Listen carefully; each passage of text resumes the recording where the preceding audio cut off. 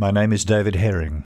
I'm just a dad, but I've been inspired by my kids to stand up and try to do something to counter the gross injustices that have been occurring recently on our planet. For many weeks as a family, we watched horrific images of ethnic cleansing occurring in the Balkans. We shed tears, but we did nothing. We watched people being brutally driven from their homes, and we asked questions, but we did nothing.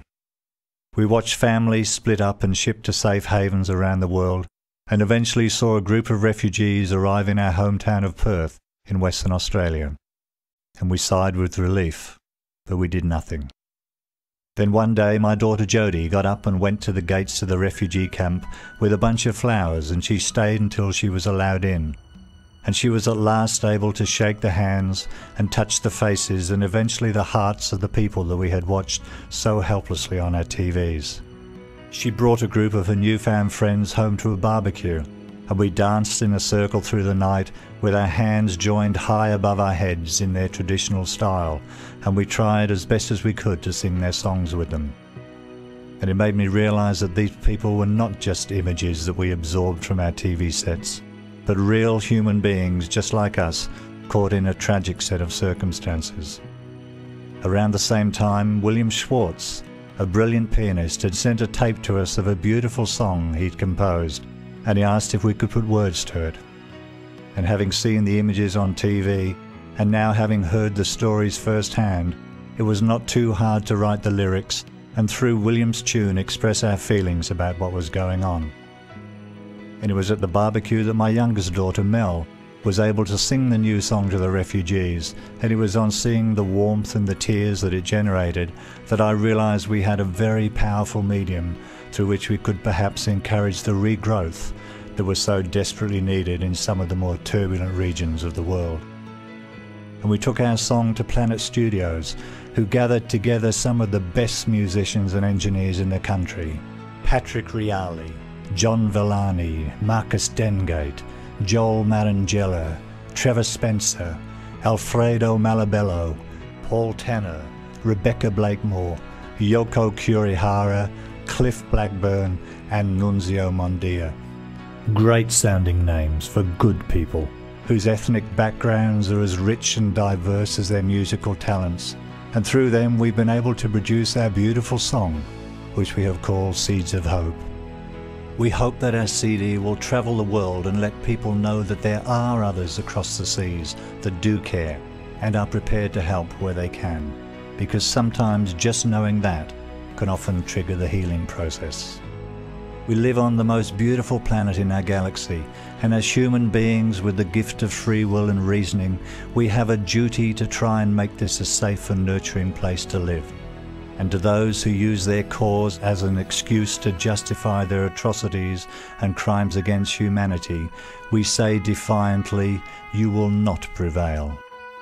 We are the mums and dads and the children of the world. We are the music makers, the students and teachers. We are the office workers, the builders, the miners, the workers in the fields, on the highways and on the waters, and we outnumber you. We are from all nations and religions, and we are driven by and draw strength from our belief that good will always conquer evil, and as you destroy, so we will build. It is our duty as parents to try to raise our kids in an environment of tolerance and harmony, and to those sad armchair warriors who spit their old hatreds and racial prejudices of their families, I say, please hold your fire. Because one day those very words may become the bullets that take your loved ones from you.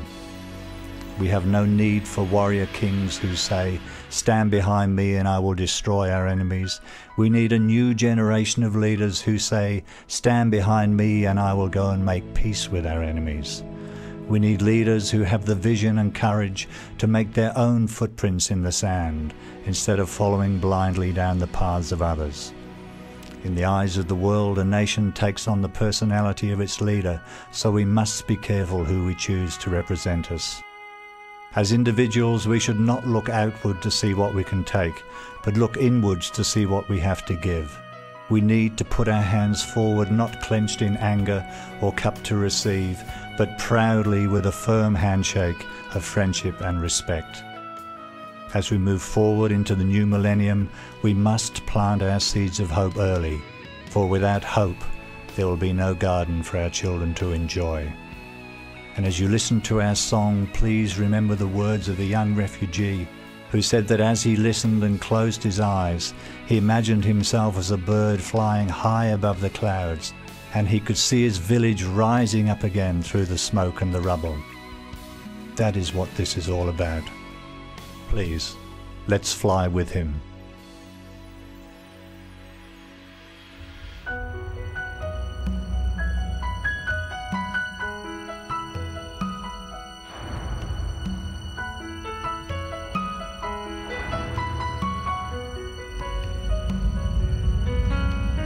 White bird, I hope that you can fly across the sea and tell them not to fight and end this war.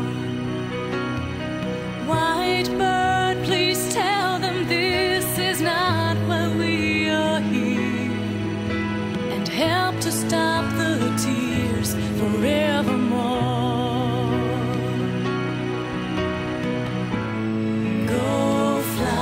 So far away, go fly so far away. White bird, please fly away and heal the wounds of hate, so we can live in peace and harmony. Please let them know someday. Teach them to forget and love once more. Go fly so far away. Go fly so far away. Go fly so far away.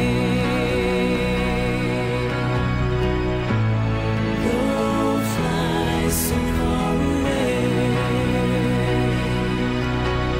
White bird, I trust in you to fly against the wind and plant